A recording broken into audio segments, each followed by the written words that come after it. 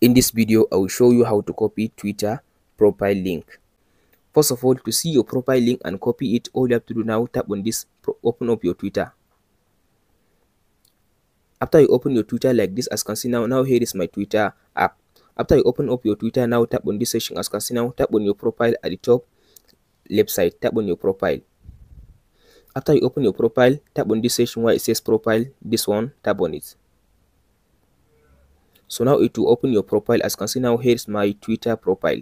So now to see your profile link and copy it, all you have to do now, tap on this three dot at the top right side, this three dot, this one, tap on it. After you tap on this three dot, now tap on this share button. Under this share, as you can see now, here is now your Twitter, as you can see now, profile link. So now to copy it, all you have to do now, tap on this copy button. So now you copy your Twitter profile link. That's it guys on how to see your profile link and copy it. Hope this video helps you out. Don't forget to like and subscribe. Thank you for watching guys.